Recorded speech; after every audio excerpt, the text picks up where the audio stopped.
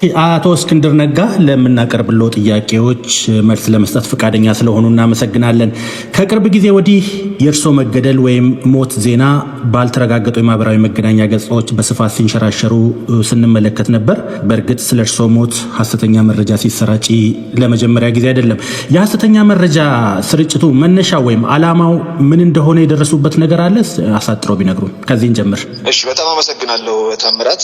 ከዚህ መጀመሩ ጥሩ ነው። ለምን ሰሞኑ ወዳጅ ዘመዶች በጣም ተጨንቀው የሰነበቱት ብዙዎቹም በቀጥታ ላይ አይችሉም እንደምታውቀው ያለውበት ቦታ ስለማያመች ማለት ነው። እና ብዙ በተለይ ባለቤቴን ብዙ እየደወሉ ሲጠይቋት ነው የሰነበቱት። እና በዚህ አጋጣሚ ያንን ለማጥራት እድሉን በማግኘቴ ከልብ ደስተኛ ነኝ። እድሉንም ስለሰጠኝ አመሰግናለሁ። አለው መጀመሪያ ከዚያ መነሳት እፈልጋለሁ። አለው በእግዚአብሔር ፍቃድ ምንም የደረሰብኝ ችግር የለም። እርግጥ በዚህ ባለፉት 4 ዓመታት በርካታ የግድያ ሙከራዎች አምልጫለሁ በእግዚአብሔር ፍቃድ ማለት ነው። እንግዲህ ምናልባት እነዚህ ሞተዋል ምናምን የሚሉት ያንን ታሳቢ ያደረገ ሊሆን ይችላል ብዬ አስባለሁ። በነገራችን ላይ እነዚህ የግድያ ሙከራዎች ከአየርም ከምድርም በተጨባጭ የተያያዙ የምናውቃቸውም አሉ ማናውቃቸውም አሉ። በተጨባጭ የምናውቃቸው ግን ከአየርም በድሮን ከምድርም እንደዚሁ ሰዎች ተንቀሳቅሰው እንደዚሁ ግድያ ለመፈጸም ሞክረው ነበር እና ምናልባት ከዛ ጋር የተያያዘ ሊሆን ይችላል ብዬ አስባለሁ። አንዱ በሌላ በኩል ደግሞ ምኞትም ሊሆን ይችላል። በዚህ ልክ ነገሮች ምናልባት ላጥራው አቶ እስክንድር ኢላማ የተደረጉት በመንግስት የጸጥታ ኃይሎች ብቻ ወይስ ሌሎች ታጣቂዎችም ጭምር ነበሩበት? አገዛዙ ግልጽ ስለሆነ ሌላው ግን ለጊዜው አስተያየት ባልሰጥበት ይሻለኛል እንላለን። ይታወቃል በደንብ ዶክመንት የሆነ ነገር ስለሆነ እሱን ወደፊት ጊዜ ያወጣዋል በሚለው እንለፈው። ይሄ እንዳልኩት ምኞትም አለበት። በአንድ በኩል ያው ካለው የፖለቲካ ልዩነት የተነሳ በኢትዮጵያ ባህል ውስጥ የፖለቲካ ልዩነት በሰላማዊ መንገድ የመፍታት ነገር የለም። የጀርባ ታሪካችን ያን አይደለም ያመለክተው፣ ያው መገዳደል ነው። ስለዚህ ከዚህም ጋር የተያያዘ ነገር ሊኖረው ይችላል የሚል ግምት አለኝ። በሌላ በኩል ደግሞ በፋኖ ውስጥ ክፍፍል ለመፍጠር በተለይ በአገዛዙ በኩል በዚሁ በፋኖ ውስጥ የውስጥ ክፍፍል ለመፍጠር እንደ አጀንዳ የማራገብ ነገርም አለ። ስለዚህ ከተለያየ አቅጣጫ እንደዚህ አይነት አሉባልታዎች ይነሳሉ። ግን ዞሮ ቅድም እንዳልኩት ዋናው ሁሉ ነገር ያለው በእግዚአብሔር እጅ ነው። እስካሁን ድረስ ሰላም ነኝ ለማለት ነው እና መልካም ለተጨነቃችሁ ወዳጆችና ዘመዶች ከልብ አመሰግናለሁ ማለት ፈልጋለሁ በዚህ አጋጣሚ። መልካም አመሰግናለሁ። በአማራ ክልል በተለያዩ አካባቢዎች የሚንቀሳቀሱ የፋኖ ታጣቂዎች አደረጃጀቶች እርሶ ይመሩት የነበረውን በሸዋ የሚንቀሳቀስ የነበረውን አደረጃጀት ጨምሮ አፋብን ወይም የአማራ ፋኖ ብሔራዊ ንቅናቄ ሲመሰረት ወደ አንድነት ተመቷል። እርሶም በንቅናቄ ውስጥ ኃላፊነት ተሰጥቶት እንደነበረ እና ያንን ኃላፊነት እንዳልተቀበሉት ይልቁኑ በአባልነት ብቻ እንደሚቀጥሉ መረጃዎች ወጥተው ነበር። በእርግጥ መረጃው ትክክል ነበር? ካልሆነ በምን ሁኔታ ውስጥ እንዳሉ ቢነግሩ። አዎ መረጃው ትክክል ነው። ሁለቱም ድርጅቶች አፋባህና አፋሃድ ወደ አንድነት ሲመጡ ሂደት ነበረው። በዛ መካከል ላይ ድርድር አለው፣ ንግግር ነበር። የአንድነት አመቻች ኮሚቴ ተዋቅሮ በእኛም በአፋባህም በኩል በአፋሃድም በአፋባ በኩል ያው ሂደቶች ነበሩ።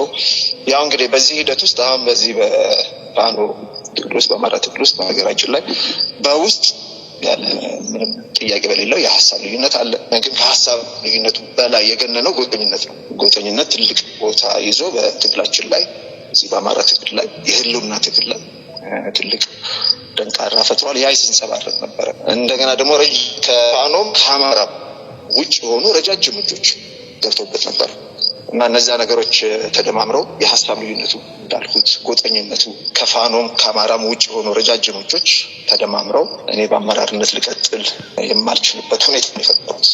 አቶ እስክንድር ረጃጅም ያሏቸውን እጆች ሊያነሱልን ይችላሉ? እነማን እንደሆኑ ለጊዜው ልለፈው። ይሄንም ጊዜው ቦታው ጊዜውም ስላልሆነ ልለፈው። ብዙዎች ይገምታሉ። ለዚህ እንግዳ አይደሉም ብዬ አስባለሁ። ረጃጅም እጆች ገብተዋል እና ከዛ አኳያ ነው በአመራርነት መቀጠል ያልቻልኩት ማለት ነው። እና ደግሞ በዚህ በሀገራችን ላይ የተለየ ቅሬታ የለኝም። ትግል ላይ ነው ያለነው። ትግል ላይ የተለያዩ ነገሮች ይከሰታሉ። ችለን ነው ወደፊት የምንሄደው ማለት ነው። ይዘን ነው ወደፊት የምንሄደው ማለት ነው። በንቅናቄ ውስጥ ያው በአባልነት መሳተፍ አንድ ነገር ነው። በንቅናቄ ውስጥ ሚናው ምንድን ነው? ተራ አባል ነኝ። ተራ አባል ሆኜ ተንቀሳቀስኩኝ። አባል ብዙ ኃላፊነት አለበት። ያንዳንዱ እንግዲህ በየዕለቱ የሚደረጉ የተለያዩ እንቅስቃሴዎች አሉ። በነዛ እንቅስቃሴዎች እሳተፋለሁ ማለት ነው። ከ98 ከ99 ከመቶ አባል በተራ አባልነት ነው የሚንቀሳቀሰው። እንደዛ ማለት ነው። በዛ ልክ ማለት ነው። እያንዳንዳችን በዚህ ልክ እያንዳንዱ ጦር ሜዳ ሄዶ ይታኮሳል ማለት አይደለም። ሁሉም ባለው ልክ ባለው አቅም ልክ የሚሰጠው ስራ አለ። እንደዛ ያንን ስራ የተወጣው ይገኛለሁ ማለት ነው። እንግዲህ እንደዚያ ካሉኝ እርስዎ በአባልነት የታቀፉበት አፋብን ከሌሎች በኢትዮጵያ ውስጥ ካሉ አማጽያን ጋር ጥምረት መፍጠሩን ሰምተናል። ይህንን የተፈጠረውን ጥምረት እንዴት አገኙት? የንቅናቄው አባል ስለሆኑም ጭምር ሂደቱን ያውቁታል ብዬ ነው ይህንም ጥያቄ ማነሳለሁት። ጉዳዩ በብዙ ስላነጋገረም ጭምር ነው የምጠይቆት። እንዴት አገኙት? በጣም ጥሩ ጥያቄ። በነገራችን ላይ ያው ይህንን ጉዳይ አስመልክቶ ሰሞኑን የገባ ደብዳቤ አለ ለፖሊት ቢሮችን ማለት ነው። እንግዲህ ፖሊት ቢሮችን ከፍተኛው በስራ አስፈጻሚ ዘርፍ ውስጥ ከፍተኛው የስልጣን እርክብ ያለበት አካል ነው ማለት ነው። የአፋብን አባላት በአባላት ደረጃ ከላይ ወደ ታች ይመጣል። መረጃ የለም፣ ምንም አይነት መረጃ የለም።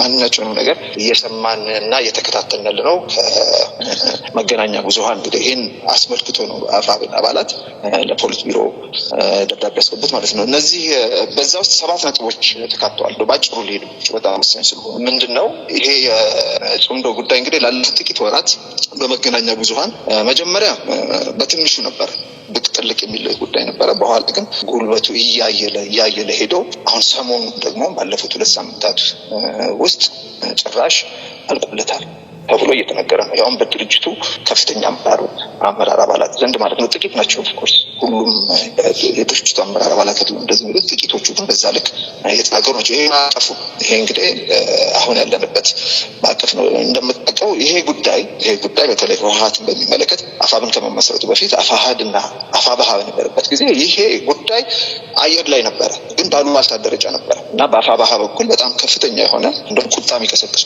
ርዕስ ነበረ። ውሸት ነው፣ የፕሮፓጋንዳ ዘመቻ ነው እየተባለ ማለት ነው። ይሄን ጉዳይ በነገራችን ላይ አፋሃድና አፋባሃ ሲመሰረት ተነስቶ በደንብ ጥርት ያለ አቅጣጫ የተሰጠበት ነው። ለጊዜው እዛ ውስጥ አልገባም፣ ግን አንስተን አፋሃድ በኩል ተነስቶ ምን አይነት አቋም መወሰድ እንዳለበት በደንብ ስምምነት ላይ ተደርሶበታል።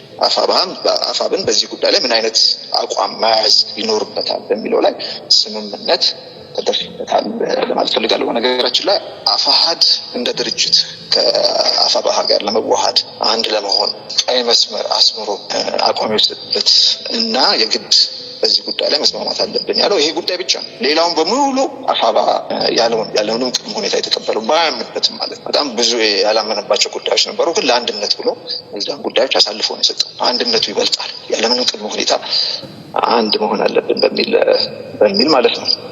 ከነዛ መካከል አንዱ በነገራችን ላይ በዚህ የድርጅቱን ርዕዮተ ዓለም በሚመለከት ነው። የድርጅቱን ርዕዮተ ዓለም በሚመለከት በአፋባሃ በኩል የድርጅቱ ርዕዮት የአማራ ብሔርተኝነት መሆን አለበት፣ ይህን እንደ ርዕዮት መያዝ አለብን ሲባል አፋሃድ ያው እንደሚታወቀው መነሻችን አማራ መዳረሻችን ኢትዮጵያ የሚል ርዕዮት ይዞ ነበረ የሚንቀሳቀሰው። ይሄንን እንኳን በልዩነት አስመዝግቦ ግድ የለም ከአንድነቱ አይበልጥም፣ መጀመሪያ የፋኖ አንድነት መሆን አለበት ብሎ ነው ተቀብሎ ሄደው። በዚህ ቢያንስ ህወሓትን መሰል ከሚመስሉ ድርጅቶች ጋር ግን ያለው ግንኙነት መሆን አለበት በሚለው ግን በዛ ላይ ስምምነት ተደርሶበታል። አፋሃድም እኔ እስከማውቀው ድረስ የአፋሃድም አቋም ተቀባይነት አግኝቷል እና የአፋብን ከተመሰረተ በኋላ እንዳልኩት ከአፋብን መሰረተ በፊት የነበረው ባሉባልታ ደረጃ ሲሰማ የነበረው ነገር እያደገ ነው የመጣው። መጀመሪያ ብልጭ ድርግም ነው ያለው። ከዛ በኋላ የአንዳንድ የድርጅቱ አመራሮችም እዚህ ጉዳይ ላይ እንደ እውነታነቱን የሚያረጋግጥ አስተያየት መስጠት ነው የጀመሩት። መጨረሻ ላይም አሁን በቃ እንዳለቀለት ነገር እየተነገረ ነው ማለት ነው። ስለዚህ ይሄ አንደኛ ነጥብ ላስቀምጥ። ለዚህ ደብዳቤ አሁን ለፖሊት ቢሮ በአፋብን አባላት ለገባው ደብዳቤ ማዕቀፉ ይህ ነው ማለት ነው። ሁለተኛው ነጥብ ያው እንደሚታወቀው አፋብን ጨምሮ በማንኛቸውም ድርጅት ውስጥ ያለ ስራ አስፈጻሚ ከማንኛቸውም ኃይሎች ጋር ጥምረት ለማድረግ ማሰብ ይችላል፣ ማስጠናት ይችላል፣ መነጋገር የሚያስችል ኃላፊነትና ስልጣን አለ። ስለዚህ እነዚህ በጽምዶስ ጥላ ስር ከተሰበሰቡት ኃይሎች ጋር አፋብን ሄዶ ንግግር ማድረጉ ምንም የተለየ ነገር ተብሎ የሚታሰብ አይደለም። ማለትም በተለየ መንገድ ለወቀሳ በር የሚከፍት አይደለም። ማንኛቸውም ድርጅት እንዳልኩት ማሰብ ይችላል፣ ማስጠናት ይችላል፣ ማነጋገር ይቻላል። የሚቻል ነገር ካለም እንትን ማለት ይችላል ማለት ነው። ያንን መውሰድ ይችላል ማለት ነው። ስለዚህ ይሄንን ምንም አሁን ደብዳቤ የገባው ይሄንን በመቃወም አይደለም። ለምን ተነጋገራችሁ፣ ለምን ተገናኛችሁ የሚል ተቃውሞ እና የስራ አስፈጻሚ ኮሚቴው ይሄ መብት እንዳለው ፖሊስ ቢሮ ይሄ መብት እንዳለው እውቅናም የተሰጠበት ነው። ሶስተኛው ነጥብ ምንድን ነው? ቁልፉ ነጥብ ምንድን ነው? ስራ አስፈጻሚው ቢሮ ከሌሎች ኃይሎች ጋር ሊደረጉ ይገባቸዋል ብሎ የሚያምንባቸውን ጥምረቶች በራሱ ውሳኔ ብቻ ማጽደቅ ወይም ማስፈጸም ይችላል ማለት ግን አይደለም። ይሄ ነው ቁልፉ ነጥብ። ሄዶ ይነጋገራል፣ ያመቻቻል እና ሜሞራንደም ኦፍ አንደርስታንዲንግ የሚባል ነገር አለ። ሜሞራንደም ኦፍ አንደርስታንዲንግ እስከ መፈራረም መድረስ ይችላል። ይሄ ባይንዲንግ አይደለም ማለትም ተፈጻሚነት የለም። አብሮ ለመስራት ስምምነት ለማድረግ እስከ ማድረግ ማለትም የድርጅቱ ይፋ የሆነ አቋም አይደለም። ወደዛ የሚወስድ መንገድን የሚከፍት አሰራር ነው። እዛ ድረስ መሄድ ይችላል። ያንን ካደረገ በኋላ የድርጅቱ አቋም ወደ ማዕከላዊ ኮሚቴ መሰር አለበት። እንደ ጉዳዩ ደግሞ ክብደት በጣም ከበድ ያለ በአባላት ቀጥተኛ ተሳትፎ ማጸደቅ ይጠበቅበታል። የጽምዶ ኃይሎች ጋር እንዲደረግ የታሰበው ጥምረት ደግሞ የአባላትን ቀጥተኛ ተሳትፎ እና ውሳኔ ሰጭነት የሚጠይቅ ነው። ምክንያቱም ወደ በኋላ በአራተኛው ነጥብ ውስጥ ተካቷል። ስለዚህ ወደ አራተኛው ነጥብ እንሂድ። ይሄ ምንድን ነው? አሁን እኛ እየታገልን ያለ ነው። በነገራችን ላይ ሰላማዊ ፖለቲካ ትግል አይደለም ያለ ነው። በትጥቅ ትግል ውስጥ ያለ ነው። በትጥቅ ትግል ውስጥ ደግሞ ደም እየከፈሉ ነው። ደም እየፈሰሰ ነው። በሁለት በኩል ደም እየፈሰሰ ነው። በዛኛው በኩል ደም እየፈሰሰ ነው። ሁለቱም ኢትዮጵያውያን ብዙ ደም እየፈሰሰ ነው እና በዚህ ልክ ደም አይፈቀድም አይባልም። ከተፈጠረ ይሄ ጉዳይ ቀጥታ ለሁሉም አባላት ቀርቦ ውሳኔ ሊሰጥበት ይገባል። ይሄ ደግሞ በነገራችን ላይ አሰራሩ በእኛ በአፋብን ውስጥ ብቻ ይምጣ የምንለው አሰራር በዓለም አቀፍ ደረጃ ያለ አሰራር፣ በዓለም አቀፍ ደረጃ ባሉ የትጥቅ ትግሎች ውስጥ በሙሉ ተቀባይነትና ተፈጻሚነት ያለው አሰራር በጣም መሰረታዊ ጉዳይ ሲሆን ቀጥታ ሰራዊቱ ጋር ነው የሚቀርበው። ሰራዊቱ ቀርቦ ተነጋግሮ የሚወስንበት በድምጽ ብልጫ የሚወሰኑ በድምጽ ብልጫ የብዙሃኑ አቋም ተፈጻሚ ይሆናል። በድምጽ የተሸነፈው አቋም ካል ደግሞ የብዙሃኑ ተቀብሎ ይቀጥላል ማለት ነው።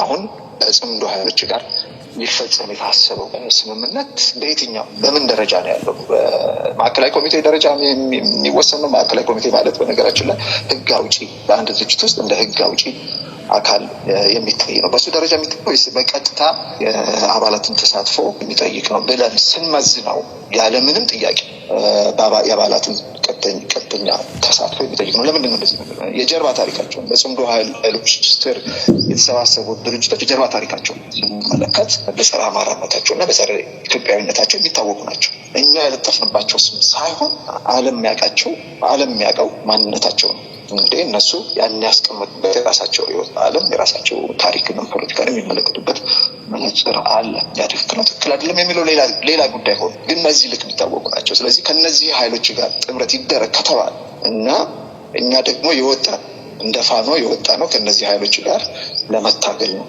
ብለን ደማችን እያፈሰስን ከሆነ በቀጥታ ይሄ ጉዳይ መወሰን ያለበት አባላት ነው ማለት ነው። ስድስተኛው ነጥብ ደግሞ በጣም ወሳኝ ነው። በዚህ ላይ አጽንኦት ሊሰጥበት ይገባል ብዬ አስባለሁ። ለምን አሁን ያለው የአፋብን አመራር ድርጅታዊ ጉባኤ በህጋዊና ዲሞክራሲያዊ መንገድ ያልተመረጠና የፋኖን አንድነት ለማሳለጥ በጊዜያዊነት የተዋቀረ የሽግግር አመራር ነው። እንዳልኩት ከ7 ወር በፊት አፋሃድና አፋባሃ ተዋህደው አፋብንን ሲመሰርቱ ድርጅታዊ ጉባኤ አልተደረገም። ምንም የተደረገው ድርጅታዊ ጉባኤ በሂደት ይደረጋል። ለጊዜው ይህንን አንድነት የሚያሳልጥ የሽግግር ጊዜ አመራር መዋቀር አለበት ተብሎ ጊዜያዊ አመራር በምደባ መጣው። በምርጫ ሳይሆን በምደባ ነው የተሰየመው ማለት ነው። ስለዚህ ዋና ተልዕኮ የተሰጠው ተልዕኮ ይህን አንድነት ማሳለጥ እንደውም በጣም መሰረታዊ የሆነ ቅድም እንዳልኩት አሁን ከእነዚህ ኃይሎች ጥምረት ይፈጠር ቢባል በትግላችን ይዘትና በትግላችን በወጣንለት ዓላማ ይዘትና አቅጣጫ ላይ ፈጽሞ የሚያደርግ ብቻ ሳይሆን የሚያስቀይሩ ስለሆነ በዚህ ጉዳይ ላይ ይሄ ጊዜያዊ አመራር በብቸኝነት ውሳኔ ሊሰጥ የሚያስችለው ዲሞክራሲያዊና ህጋዊ ቁመና የለው። ይሄ በጣም ወሳኝ ነው። ግን ቅድም እንዳስቀመጥኩት እንደ በህጋዊ መንገድ እንኳን በህጋዊና በዲሞክራሲያዊ መንገድ የተመረጠ አመራር ቢሆን በድርጅታዊ ጉባኤ የተመረጠ አመራር ቢሆን እንኳን ከጉዳዩ ክብደት አኳያ በአመራሩ ውሳኔ ብቻ ውሳኔ ሊሰጥበት የሚችል ጉዳይ አይደለም። ስለዚህ ይህንን ነው አንድ ደብዳቤ ውስጥ የተነሳው ነጥብ ማለት እና በመጨረሻም የተነሳው ጉዳይ በዚህ በገባው ደብዳቤ ውስጥ እንግዲህ ይሄ ሳይሆን ቀርቶ አሁን እንደ አባላት ይህንን ህጋዊና ዲሞክራሲያዊ የሆነ ጥያቄ ቀርቧል። ይሄ ተቀባይነት አለ። በጊዜያዊነት በተዋቀሩት የአፋዝ አመራሮች ውሳኔ ከጽምዶ ኃይሎች ጋር ስምምነት ቢደረግ ይሄ ለታሪክና ለህዝብ ግልጽ እንዲሆንልን ነው። ብዙሃኑ የአፋብን አባላት ምንም የምናውቀው ነገር እንደሌለ እና በውሳኔውም እንዳልተሳተፈ በግልጽ ሊቀመጥ ይገባል ማለት ነው። የዚህ ጥረት ውጤት ከፋም ለማም ተጠያቂ የሆነው አመራሩ ነው ማለት ነው። ምን ያህል የብዙሃኑን የንቅናቄውን አባላትና ታጣቂዎች ሀሳብ ያሟላ ነው ጥያቄያችሁ የሚለውን ቢመልሱልኝ። ይህማ ሰራዊቱ ተሰብስቦ ተወያይቶ ድምፅ ሲሰጥ ነው በትክክል ምናውቀው። በቀኝም በግራም ያለው የኔ ነው ብዙሃኑ ብሎ ተጨባጭ ግን እውነተኛው መልስ ላይ መንደርሰው ሰራዊቱ ጋር ቀርቦ ውሳኔ ሲሰጥበት ነው መሆንም ያለበት በዚህ ልክ ነው። ስለዚህ እኔ አሁን በዚህ ጉዳይ ላይ ይደግፋል መላምት ነው የሚሆነው። አይደግፍም ግን መላምት ነው። ስለዚህ ግን ሰራዊት ጋር ቀርቦ ትክክለኛ የሆነ እንትን መደረግ አለበት፣ ውይይት መደረግ አለበት። በነገራችን ላይ በማህበራዊ ሚዲያ ላይ አሁን የሚደረገው ውይይት በማህበራዊ ሚዲያ ላይ ማህበራዊ ሚዲያ ላይ የሚደረገው ውይይት ደግሞ እየተከታተልነው ነው። ግብ ነው፣ በአብዛኛው ደርስ የለውም፣ ጥልቀት የለውም፣ ላይ እየተደረገ ያለው አንድ ይሄ ነው። ሁለት ደግሞ ይሄንን ውይይት የሚያደርጉት በሙሉ ከዚህ ሜዳ ላይ ያሉ አይደለም፣ ትግሉ ውስጥ በቀጥታ እየተሳተፋሉ ያሉ አይደለም። በሙሉ ከኢትዮጵያ ውጭ ያሉ በዳያስፖራ ውስጥ ያሉ ናቸው። እነሱ ይሄን ሀሳባቸውን መግለጽ መብት አላቸው። ይሄን ማንም ጥያቄ ውስጥ አያስገባም። ምንም ይሄ መብታቸው። በዚህ እየታገልን ያለ ነው በሀገር ጉዳይ ላይ ነው። ማንም ኢትዮጵያዊ በሀገሩ ጉዳይ ላይ ሀሳቡን የመስጠት መብት አለው። ያንን ጥያቄ ውስጥ አናስገባም። የመወሰን መብት ግን በቀጥታ መሬት ላይ ያለው ደሙን እየገበረ ያለው ታጋይ ነው። አቶ እስክንድር ነጋ ለዓመታት ለሰብአዊ መብቶችና ለፕሬስ ነጻነት ሲታገሉ እንደነበር ይታወቃል። ከዚያም በኋላ ያው የፖለቲካ ፓርቲ መስርተውም በሰላማዊ መንገድ የፖለቲካ ትግል የማድረግ ሙከራ አድርገው ነበር። ከዚያ በኋላ አሁን ከአማራ ፋኖ ህዝባዊ ንቅናቄ ጋር አባል ሆኖ የመንቀሳቀስ ደረጃ ላይ ደርሰዋል። ከሀሳብ ትግል ወደ ትጥቅ ትግል ተሸጋግረዋል። ነገሮች እርሶ ባሰቡት መንገድ እየሄዱሉ ናቸው ማለት ይቻላል ወይስ በውሳኔው ይቆጫሉ? ወይ በውሳኔ አልቆጭም። ለምን ወደ ትጥቅ ትግል ያስገባኝ የዲሞክራሲ ጥያቄ አይደለም። አንተ እንዳልከው ህይወት ሙሉ ለሙሉ የሰጠሁት ለዲሞክራሲ ትግሉ ነበር። ከአሜሪካ ከተመለስኩ በኋላ የታገልኩት ዋጋ የከፈልኩት በኢትዮጵያ ዲሞክራሲያዊ ስርዓት እውን እንዲሆን ነበረ። ከ2010 በኋላ ይሄ አሁን ያለው አገዛዝ ወደ ስልጣን ከመጣ በኋላ ከዲሞክራሲ ጥያቄ የበለጠ ጥያቄ ነበር። እሱ በሁለተኛ ደረጃ ያስቀመጠ ጥያቄ መጣ። እሱም የጄኖሳይድ ጥያቄ ነው። የግድ ወደ ትጥቅ ትግል መግባት አስፈልጓል። ያ ደግሞ ውጤት አምጥቷል። እያየ ነው ውጤት አምጥቷል። ምንድነው ከስር መሰረቱን አቅሎታል እያልኩኝ አይደለም፣ ግን ታኮ ሆኗል። አሁን በዚህ መንገድ እኛ ጸንተን ምንዘልቅ ከሆነ ይሄ የተከሰተው የጄኖሳይድ አደጋ ይመክናል ማለት ነው። ስለዚህ ይሄንን ለማድረግ በጣም የኔ ጠጠር አለችባት። በጣም ከሌሎቹ አመራሮች ያነሳት ጠጠር ነው። ግን ያችን ጠጠር በመወርወሬ ከፍተኛ እርካታ ይሰማኛል። መልካም። አቶ እስክንድር ነጋ በጣም ነው ማመሰግነዎት። ጊዜዎትን ሰጥተው ረጅም ቃለ ምልልስ ጊዜ እንዲኖረን ፈቃደኛ ስለሆኑ በዶቼ ቬለ ዲደብሊው ራዲዮ አድማጮች ስም እጅግ ከልብ አመሰግናለሁ። እኔም ከልብ አመሰግናለሁ። መልካም ጊዜ።